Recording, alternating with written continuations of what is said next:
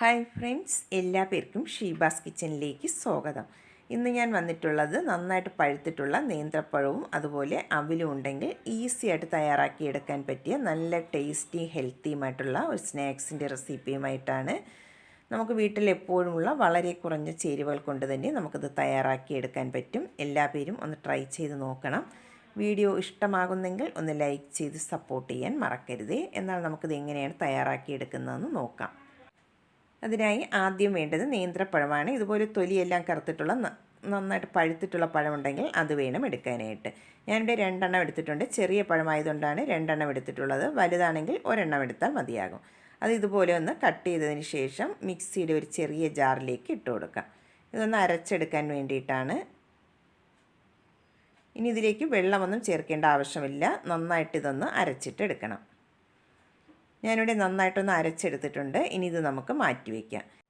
ഇനി നമുക്കിതിലേക്ക് വേണ്ടത് അവിലാണ്. ഞാനിവിടെ 1 കപ്പ് മട്ട അവിലെടുത്തിട്ടുണ്ട്. അത് നമുക്ക് ഇതുപോലെ ഒരു അരിപ്പയിലേക്ക് ഇട്ട് കൊടുക്കാം. ഇത് ജസ്റ്റ് ഒന്ന് നനച്ചെടുക്കണം. അതിന് വേണ്ടിയിട്ടാണ്. ഇതിലേക്ക് നമുക്ക് 1 കപ്പ് വെള്ളവും കൂടെ അതിൻ്റെ മുകളിലായിട്ട് ഒഴിച്ചു കൊടുക്കാം.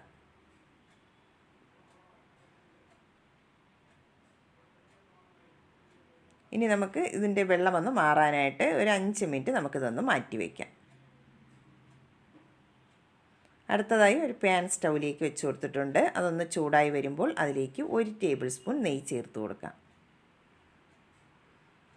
നെയ്യ് നന്നായിട്ട് ഒന്ന് ചൂടായി വന്നതിന് ശേഷം നമുക്ക് അരച്ച് വെച്ചിട്ടുള്ള പഴത്തിൻ്റെ മിക്സ് അതിലേക്ക് ചേർത്ത് കൊടുക്കാം.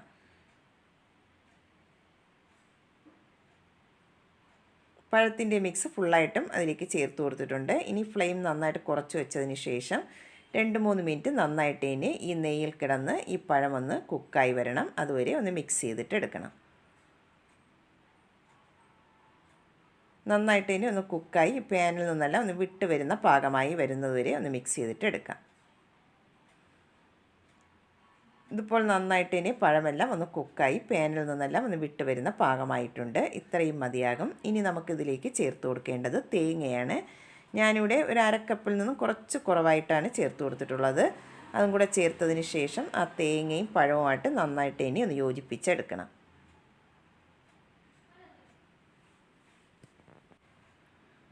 തേങ്ങയും പഴമൊക്കെ നന്നായിട്ട് ഒന്ന് യോജിച്ച് വന്നിട്ടുണ്ട്. ഇനി നമുക്കതിലേക്ക് മധുരത്തിന് ആവശ്യമായിട്ടുള്ള ശർക്കര ചേർത്ത് കൊടുക്കാം. ഞാനിവിടെ 1/3 കപ്പാണ് ചേർത്ത് കൊടുക്കുന്നത്. പൊടിച്ച ശർക്കരയാണ് എടുത്തിട്ടുള്ളത്.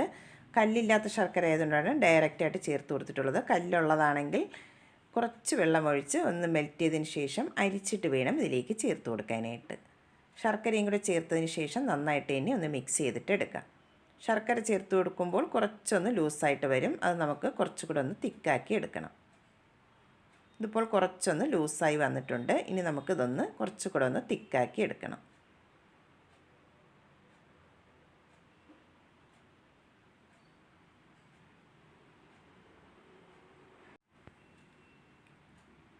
ഇതിപ്പോൾ കുറച്ചൊന്ന് തിക്കായി വന്നിട്ടുണ്ട്. ഈ സമയമാകുമ്പോൾ നമുക്ക് നേരത്തെ കുതിർത്താൻ വെച്ചിട്ടുള്ള അവിൽ അതിൻ്റെ വെള്ളമെല്ലാം മാറിയതിന് ശേഷം ഇതിലേക്ക് ചേർത്ത് കൊടുക്കാം.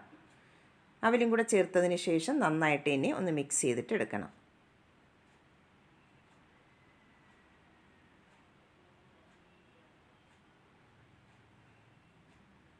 ഇതിപ്പോൾ അവിലും കൂടെ ചേർത്ത് നന്നായിട്ട് ഒന്ന് മിക്സായി വന്നിട്ടുണ്ട്. ഈ സമയമാകുമ്പോൾ നമുക്കിതിലേക്ക് നല്ലൊരു ഫ്ലേവറിന് വേണ്ടിയിട്ട് 1/2 ടീസ്പൂൺ ഏലക്കാപ്പൊടിയും കൂടെ ചേർത്ത് കൊടുക്കാം. അതിൻ്റെ കൂടെ തന്നെ ഒരു 1/2 ടീസ്പൂൺ നെയ്യും കൂടെ ചേർത്ത് കൊടുക്കാം. എന്നിട്ട് വീണ്ടും നന്നായിട്ട് ഒന്ന് മിക്സ് ചെയ്തിട്ട് എടുക്കണം. ഈ പാനിൽ നിന്നെല്ലാം ഒന്ന് വിട്ട് വരുന്ന പാകമാവണം. അതുവരെ നന്നായിട്ട് ഒന്ന് മിക്സ് ചെയ്ത് കൊടുക്കാം. ഇതിപ്പോൾ നന്നായിട്ട് പാനിൽ നിന്നെല്ലാം ഒന്ന് വിട്ട് വരുന്ന പാകമായിട്ടുണ്ട്. ഇത്രയും മതിയാകും. ഇനി നമുക്ക് ഫ്ലെയിം ഓഫ് ചെയ്തതിന് ശേഷം ഏത് പ്ലേറ്റിലാണോ സെറ്റ് ചെയ്യുന്നത് അതിലേക്ക് മാറ്റി കൊടുക്കാം. ഞാനിവിടെ ഇതുപോലുള്ള ഒരു ചെറിയ ബൗളിലാണ് സെറ്റ് ചെയ്തെടുക്കുന്നത്. ചെറിയ ചെറിയ ബൗളുകൾ വേണമെങ്കിലും റെഡിയാക്കി എടുക്കാവുന്നതാണ്. അതിൽ കുറച്ച് നെയ്യ് എല്ലാ ഭാഗത്തും ഒന്ന് ബ്രഷ് ചെയ്തെടുത്തതിന് ശേഷം കുറച്ച് കാഷ്നട്ടും പിസ്തയും ഒന്ന് കട്ട് ചെയ്തത് ഇട്ട് കൊടുത്തിട്ടുണ്ട്. ഇനി അതിലേക്ക് നമുക്ക് റെഡിയാക്കി വെച്ചിട്ടുള്ള മിക്സ് അതിലേക്ക് ഇട്ട് കൊടുക്കാം. ചൂടോടുകൂടി വേണം ഇട്ട് കൊടുക്കാനായിട്ട്. എന്നിട്ട് നമുക്കിതൊന്ന് ഷേപ്പ് ചെയ്തിട്ട് എടുക്കണം. ഒരു സ്പാച്ചിലയിൽ കുറച്ച് നെയ്യൊന്ന് സ്പ്രെഡ് ചെയ്തതിന് ശേഷം നമുക്കിതുപോലെ നന്നായിട്ട് ഒന്ന് പ്രസ് ചെയ്ത് ഇതൊന്ന് ഷേപ്പ് ചെയ്തിട്ട് എടുക്കാം.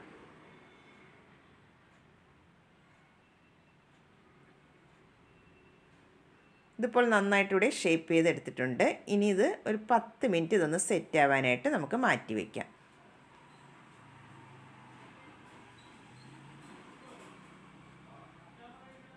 ഇതിവിടെ സെറ്റാൻ വെച്ചിട്ട് ഒരു 10 മിനിറ്റ് ആയിട്ടുണ്ട്. നന്നായിട്ട് ഇനി സെറ്റായി വന്നിട്ടുണ്ട്. ഇനി നമുക്കിത് പ്ലേറ്റിലേക്ക് മാറ്റി കൊടുക്കാം.